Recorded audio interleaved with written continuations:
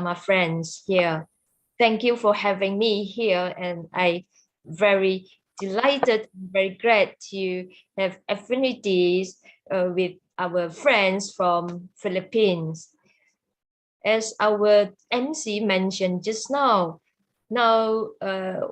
what we are having in our living in the era of the new industry 4.0. So what is happening now? Let me walk you through what is happening and in this industry. Let me share my screen.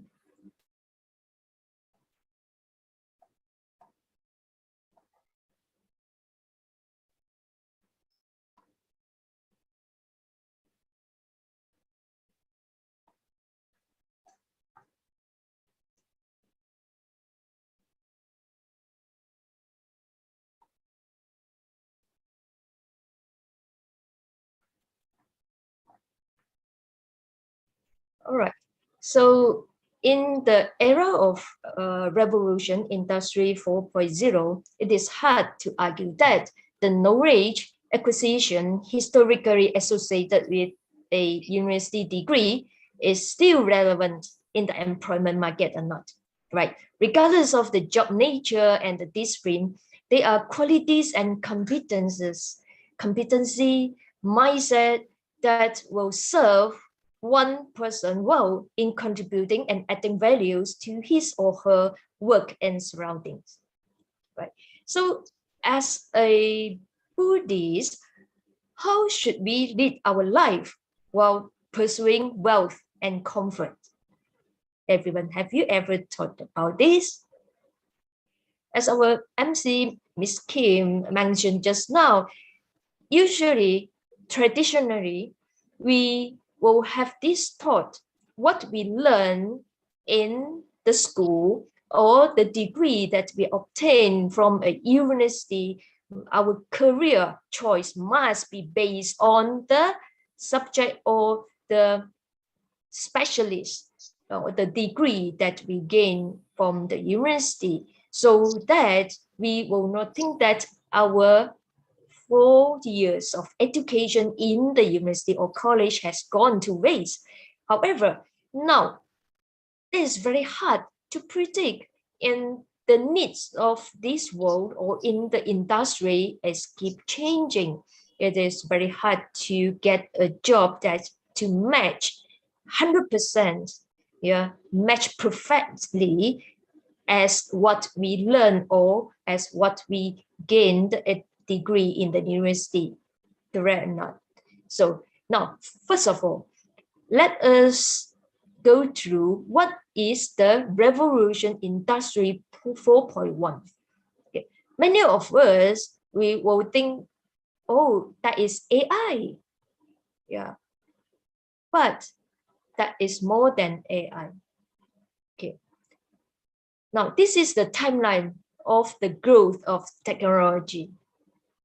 We know since our very young age, perhaps we heard from our fathers or grandfathers, we're already in the automation industry. But before this, let's through the industry 1.0. What is it? This is the steam engines that we use in the industry, and industry 2.0, that is mass production industry, which is assembly lines and electricity technology have been used. And at that time, the telephone and the car already invented. In industry 3.0, as most of us still, I think, they heard about this or experience about automation, which is the IT and electronics. Yeah. And now you can see we are in the industry of 4.0. That is the connectivity, more than the IT, more than the electronic. And we talk about Internet of Things, cloud computing, and big data.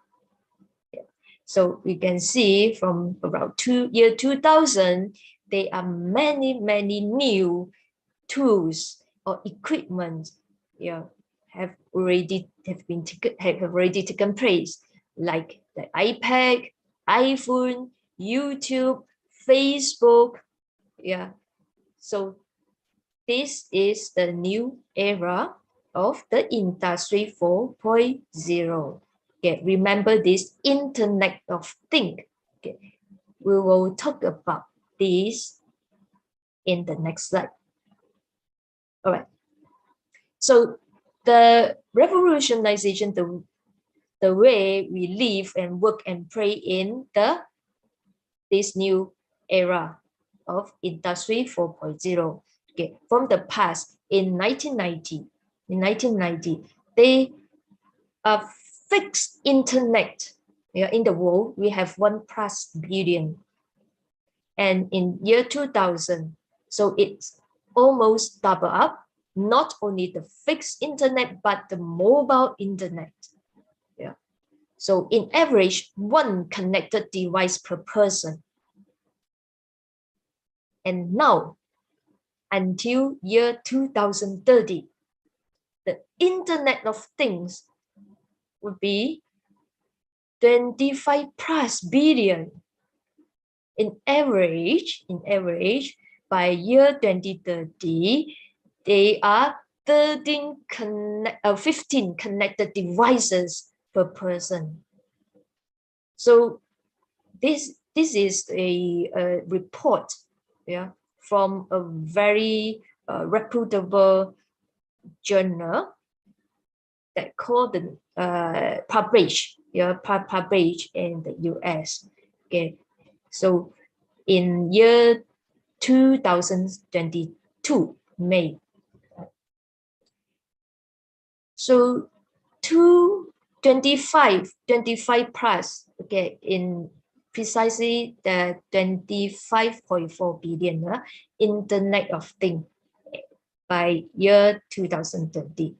So in 2020, the highest number of IoT, Internet of Things devices, is found in which country?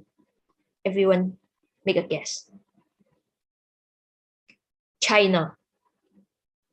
Obviously, because they have the highest population. So with 3.17 billion devices.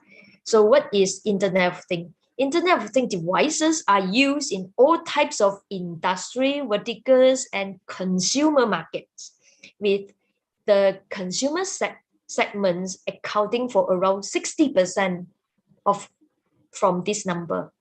Consumer segment, accounting for around 60% of all the Internet of Things connected device in year 2020. 2020. So these will be staying, or at this level over the next 10 years. 60% from the consumer market. Who are the consumer? We are the consumer, not the commercial or in the industry. So every one of us, we are involved in this. So the major industry verticals with currently connected to Internet of Things devices are electricity, gas, steam, and air conditioner, water supply, and waste management, or retail, wholesale, transportation, and storage, of course, and our government. So these are the major industries verticals connect to the Internet of Things devices most. The most important use case for Internet of Things devices in the consumer segment are the consumer, internet, and media devices. What are they? Such as smartphone, or vehicles. Now we have smart cars, and IT infrastructure, asset tracking and monitoring, and the smart grid. So how does it influence our job or influence our life? And how do you be part of this? What are the pros and cons? So have you ever thought about this? So what happened? What happened to us? It seems like, okay, it's not a big deal because everyone live in this world. So everyone live like this. So am I. Yeah, not a big deal. But have you ever heard about our life or the employment opportunity will cut 40% very soon? Or actually now is what happening? It is happening. Yeah. So in this phenomenon, does the religiosity matter in this era? Yeah. So what do you think? So this is very important. Now remember this, faith is the source of moral and ethical guidance for individuals and communities. That's why it is very important, especially we are the Buddhists. So now, to know the current greatest challenges in the employment market, which bring us the impact most, yeah, especially in the young workforce. Yeah. And what are the trends that shaping the young workforce? Okay. This is currently the greatest fear against AI. Yeah. According to a CNBC survey, 27% of US citizens believe that AI will eliminate their job within 5 years. Yeah, the percentage increased to 37 for the citizen who age is between 18 to 24 years old. According to McKinsey estimates, the intelligence agent and robot could replace as much as 30% of the world's current human labor by 2030.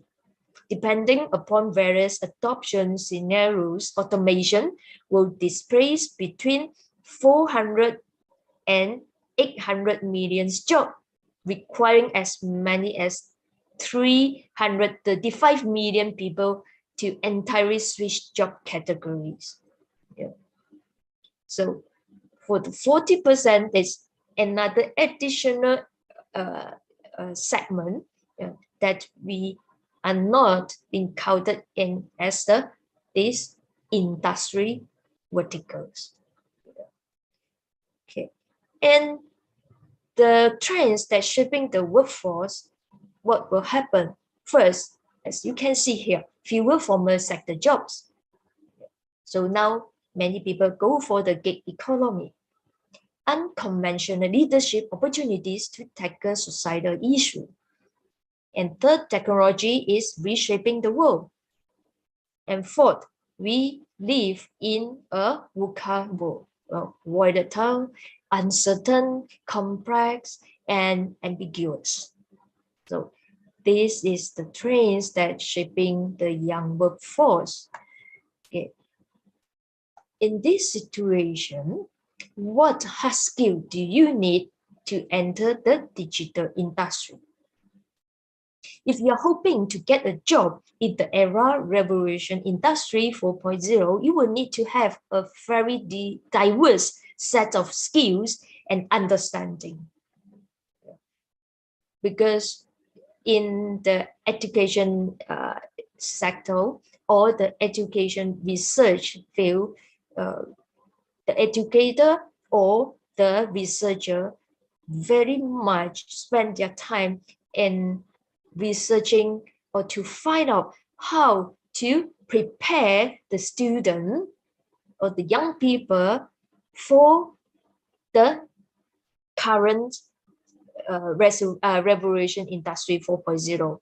And in other words, how to prepare the young people for the society to use. Yeah. So with value, they don't need to retrain, they don't need to upskill this person. Yeah. It's rather very challenging, and these researchers, they are more and more researchers on this topic. Okay, much of what you will need to know depends mostly on the role that you are aiming for, right? We need to have a very diverse set of skills and understanding, and much of what you will need to know depends on mostly the role that you are aiming for, as well as the type of organization you are hoping to do it at. So that being said, there are some skills that are particularly useful no matter what you are hoping to do. Correct or not? So as we often highlight, many businesses are looking for candidates with a range of both hard skills and soft skills. Although the technical knowledge needed to do the job is important, the less tangible skills that make good employees, such as communication, problem solving, that are also essential. So below, the experts highlighted some of the most useful skills for those hoping to enter the digital industry.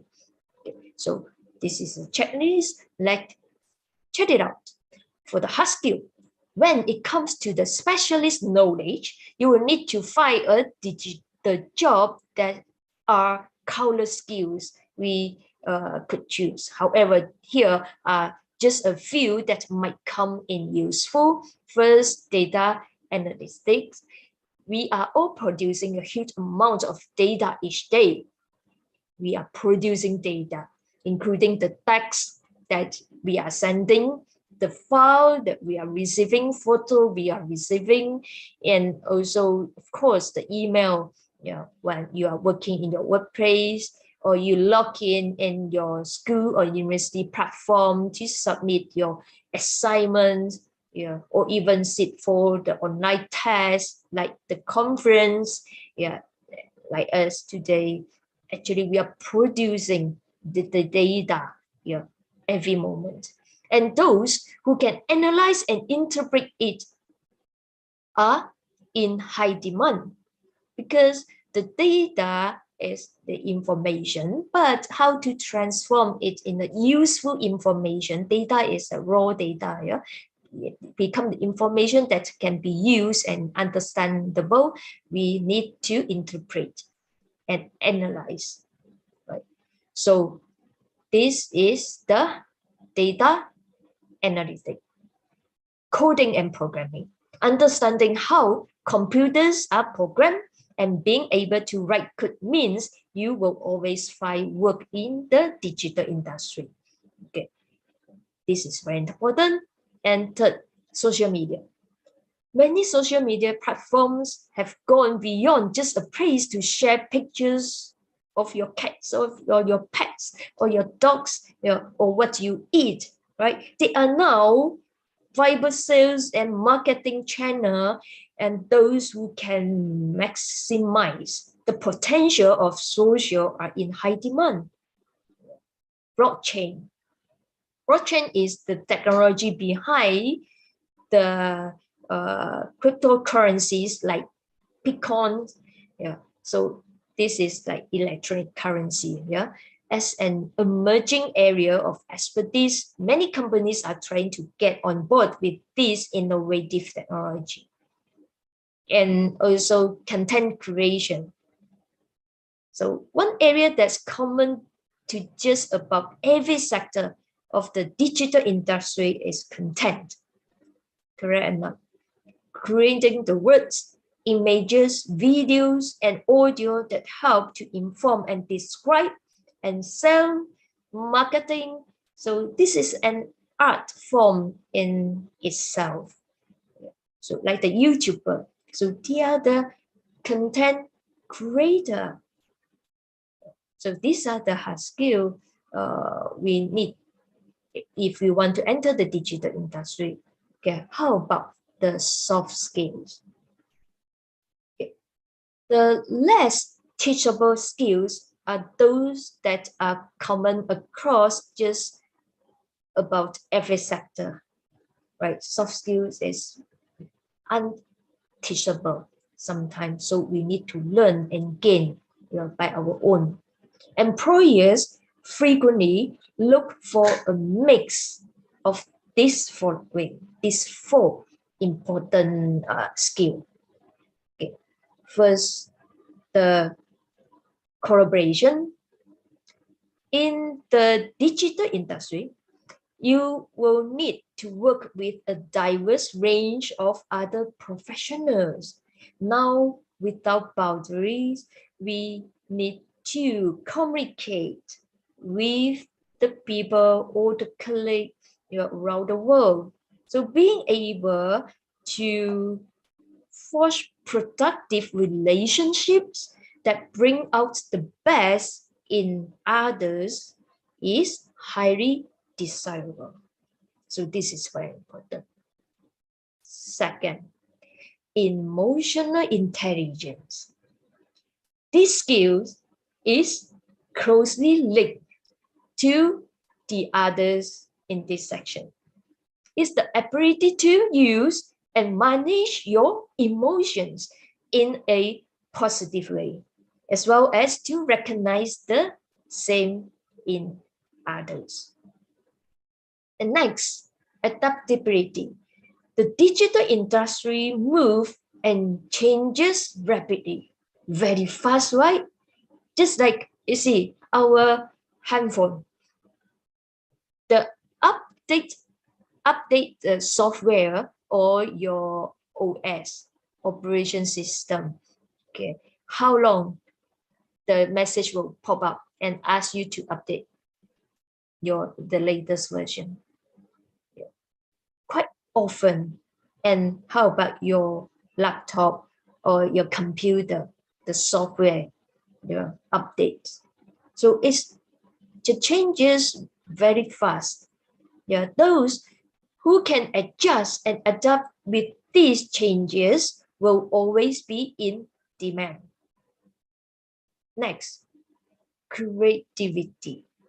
Ultimately, this is an industry that rewards new ways of thinking. Whether you are creating content, code, or business processes, creativity is a valuable asset to have. Okay, is it that's all? No. How about the essential traits of the mindset? Mindset is very important because if we have soft skill and hard skill, but we don't have the correct mindset, we cannot success. Once we take up a job or project to ensure a successful career, we must renounce truth from the falsehood and be consistent in words and deeds, right? And we must have unswerving determination and be down to earth. Only then will one be able to actualize our goals in any sphere. The ideal in Buddhism is contribute without asking for rewards. In all activities, the Buddhist intention is to benefit all beings, based in the wisdom of the Buddha's teaching and the spirit of selfless contribution. Buddhists are able to repair the society by creating enterprises that benefit all. Right. So if business enterprises can put aside the profit only mentally and learn from Buddhist entrepreneurial spirit. They too will attain greater achievement and become more able to make greater contribution to the betterment of society. So this is the mindset for success, not only for the Buddhists, but for the people who want to success. And is that all? Is that all we need for a healthy and harmonious society in the era of revolution industry 4.0? No. Professionals and the experts told us, and they found that the above are not enough. We should take morality into the account too.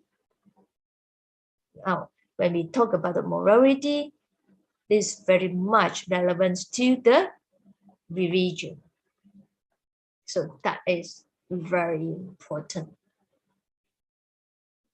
And the morality for success, they are integrity, determination, diligence, okay, time, health, yeah. And what is integrity? What is integrity? Integrity is the basic ethics of being a human beings, right? Determination, which means is the positive attitude. Yeah. Diligence, there is no free lunch. Yeah. So we must work hard in order to success. And about the time, we need to do things one step by step. We cannot success without effort and in no time. We need to invest our time and our hard work as well. That is a story I usually share with the children. The title of the story, the topic of the story called Four Stories. There is a very rich businessman. One day, he traveled to visit his friend with his private jet. When he arrived at his friend's house, who has 4 stories of bungalows. First story is the dining hall and also a living hall to receive for the guests to come. And second floor is the library that's used by himself and his children. And the third floor are all the bedrooms with very, very luxuries, sofa and furnitures, okay, very beautiful. And the fourth floor is the sky garden, which is very beautiful, and the landscaping is amazing.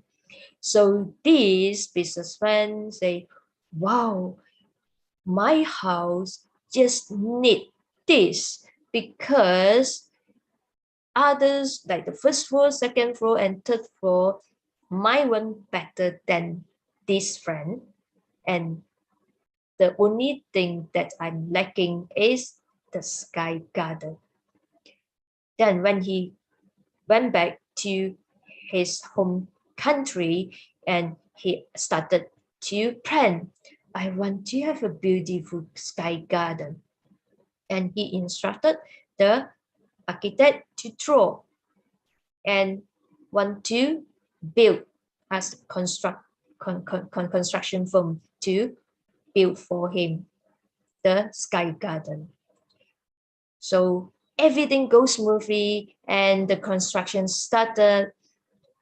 One week later, the rich man go to see the site and seeing that they are doing the piling. Okay, fine, happy. And 1 month later, they are starting to do the flooring. Fine, happy. Okay, after that, because the business schedule very busy, and he go back to the site only 6 months later. Then they start to the construction stage is the first level, first story. And the rich man very angry and saying that I don't want first floor, second floor, and third floor. I just want the sky garden. Is that possible? It is impossible because without the first floor, second floor, and third floor, you can't have the fourth floor for the sky garden. Yeah. So everything must go step by step. Yeah. So time, we must invest in the time. Lastly, health. Okay. Healthy body can create a successful career. Without health, we can't do anything. Right. Okay. How do you understand this in Buddhist terms from what we learn? It sounds very familiar, right? These are the tips, yeah, or the research result given by the expert or the scholar. Okay, and also through the survey from many employers, what they expect, yeah, from the young people or from the fresh grad, especially, or the workers or employees they are looking for. These are the quality in terms of morality. Okay. How do you understand this in the Buddhist term? Integrity. Right. Integrity, what is most importantly is what? 5 precepts or Bodhisattva precepts. Right? So if we cultivate according to the Dharma, we can stand up in the era of industrial revolution, correct or not? So what is cultivation? First of all, we need to observe and uphold the 5 precepts. If to the next level, we take the Bodhisattva precepts, I believe all of you had participated in the 5 precepts ceremony earlier 2 weeks ago, right? 3 weeks ago, yeah, in early of May, first week of May. Yeah. So you already fulfilled this requirement. Okay, very good. And then next, what is that? Determination. Yeah, we should go for it like the 6 parameter. Yeah. So 6 parameter, it is not easy, but that is the guidance or the guideline, yeah, for us to follow through. And diligence, there's no free lunch. What is that? Karma. Right. So what seed you planted, then what fruits that you will be harvesting. Yeah. So this is very important. Step by step, time. What is it? Yeah. Venerable Master Xing told us, 1 step, 1 footprint. Yeah. So there's no free lunch in the world. How about health? How about health? Have you ever heard Venerable Master Xing Yuan say, we must be a normal, 要正常, be a normal person, physically and mentally or psychologically normal, 正常就好. So what do you mean be normal? Our daily routine. When there's time for you to sleep, please sleep. Time for us to eat, please eat. Yeah, 3 meals, okay, in time. And when there's a time to study, focus. When there's the time to work, please work sincerely. When there's the time for you to pray, relax, just relax. Don't worry your work, don't worry your studies. So this is our own time management and the self-discipline to live normally in the normal life.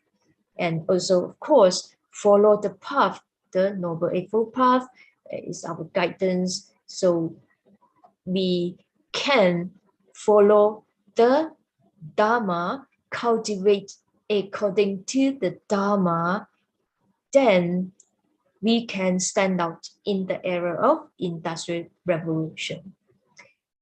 Because we have faith in Buddha, faith is the source of moral and ethical guidance for individuals and communities. Otherwise, what would happen without faith? What would happen? Okay, now I would like to share a video, okay, that will tell you what will happen if without faith.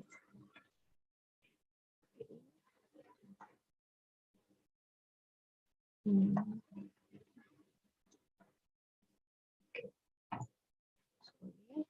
Sorry, to share this out.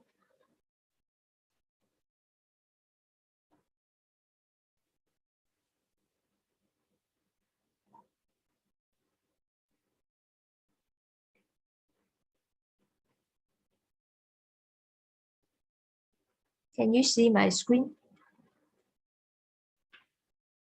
Yes.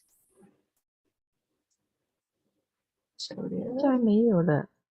现在没有哦 ，OK， 我再 share。Stop. The word means to create in Mandarin. It's also the name of this app creating a firestorm. In just one weekend, it's gone from launch to being the most downloaded app in China's iOS store. The secret, allowing users to swap their faces with film or TV characters. Here's how it works. I upload a high-resolution photo of myself. I'm then instructed to take a series of selfies in which I blink, move my mouth, and make facial expressions. One click later, the app digitally grafts my face onto that of the actor in the scene I've chosen. 8 seconds is all it takes for me to morph into Forrest Gump. Because I feel like winter is coming, another click and I'm Jon Snow in Game of Thrones. The ability to see oneself as the star of popular films and TV shows has fueled a frenzy across China. It's being cited as a prime example of how far deepfake technology has advanced. And you killed him to protect me. Deepfake is essentially artificial intelligence that allows one to realistically create images and sound of another human being. It's being scrutinized for its ability to create misleading videos that blur the truth. We've already seen high-profile individuals from Facebook CEO Mark Zuckerberg and US House Speaker Nancy Pelosi become online targets, and it's prompted this clever video warning us about the dangers of deepfake technology. We're entering an era in which our enemies can make it look like anyone is saying anything at any point in time, even if they would never say those things. This is a dangerous time. Moving forward, we need to be more vigilant with what we trust from the internet. Zhao initially required users to sign away complete intellectual property rights to their faces and all content generated, such as these clips. It has since changed that privacy policy in response to widespread backlash. But the app has provided a glimpse into the future of deepfake, how it can be used and possibly abused. Gerald Tan, CGTN, Washington. All right. Okay, can you see the what happened? Is it very scary? Yeah. So this deepfake is the hyper-realistic manipulation of the digital imagery that can alter images so effectively, and is largely impossible to tell real from fake. Right. So as layman, when we see the video, okay, with changing much the face from from the other person, right? So it's very dangerous. So in the political world, well, that even crazy, the potential to use the technology to disseminate false information, like just we saw, yeah, the Obama, okay, that video, okay, at least muddy the waters about the object reality are akin to the debate over the impact of fake news. Yeah, so while not technically or a deep fake, a heavily edited video of Speaker of the White House, Nancy Pelosi, appearing to slur her words was seen as an ominous precursor to what kind of damage digitally ordered video can do, right? So that's already serious enough. In entertainment, the debate so far has largely revolved around issues of what? Privacy and free speech. Yeah. So even though artificial intelligence is changing the world, there are concerns about how it may influence our lives. Yeah. AI, yeah, algorithm, and training data may contain biases or unethical contents as humans do, since those are also generated by humans. Correct or not? For example, AI-powered analytics can provide actionable insights on human behavior. Yeah. Yet, abusing analytics to manipulate human decisions is ethically wrong. The best known example of misuse of analytics is the data scandal by Facebook. Yeah.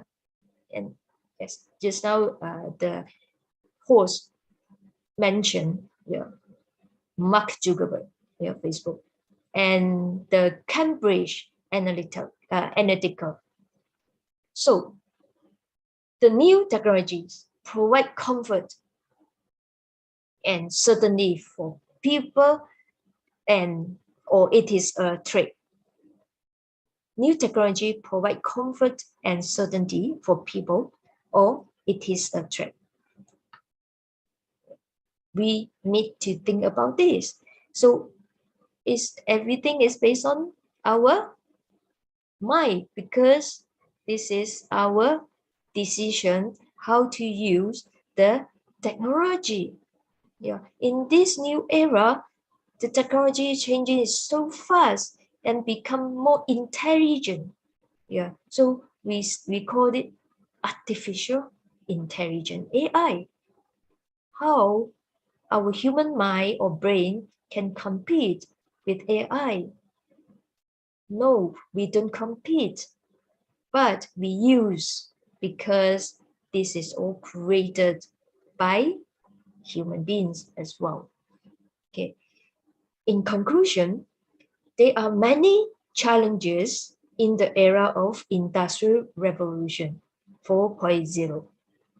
We can only meaningfully address these challenges if we draw on the collective wisdom of our minds, heart, and souls.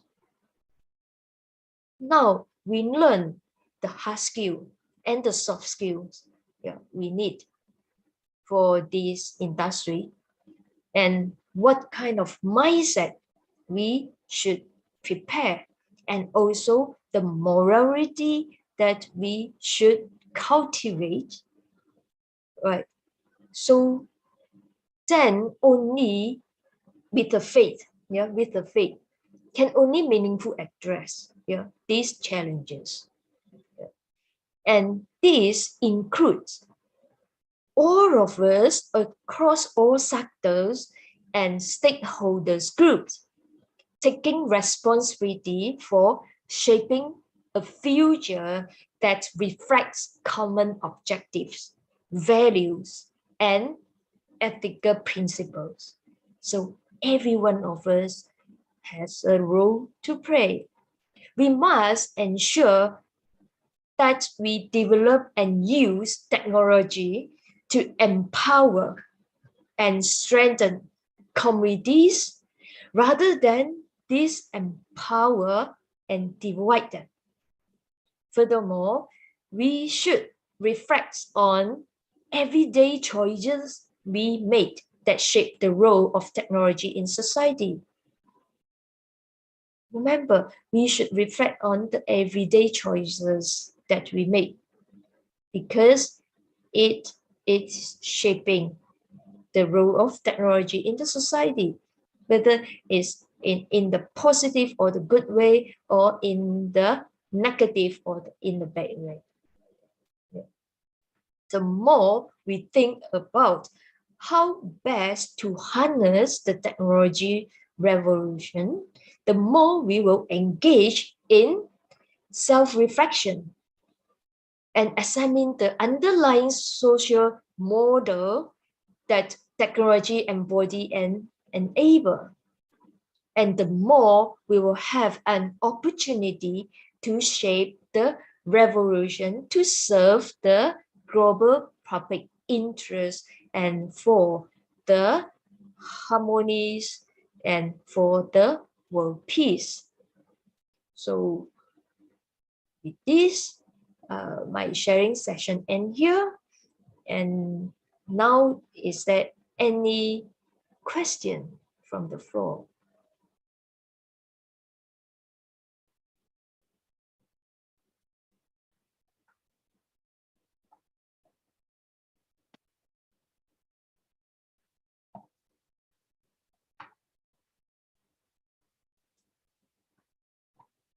Just now I introduced the gig economy.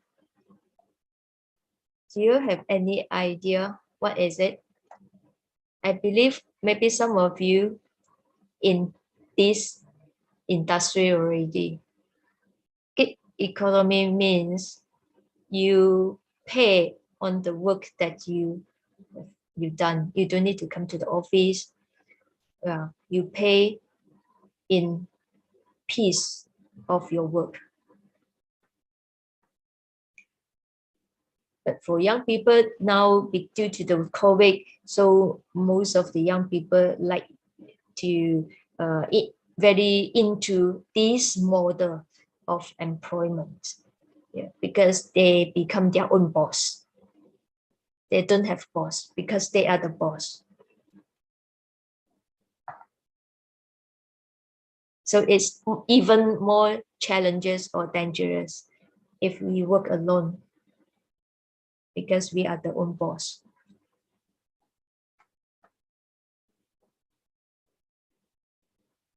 Okay, now if there's no question, shall we end the session and back to you, our MC. Hi, good evening, Shifu. Thank you so much for that wonderful speech. We definitely learned a lot from it. Our heartfelt appreciation to Venerable You Deng for the wonderful talk tonight, as it gives extensive view of what the person can do beyond his expected capability. It's like a thaumaturgy in real life. Thank you very much, and we hope to have more Dharma talk with you, Shifu.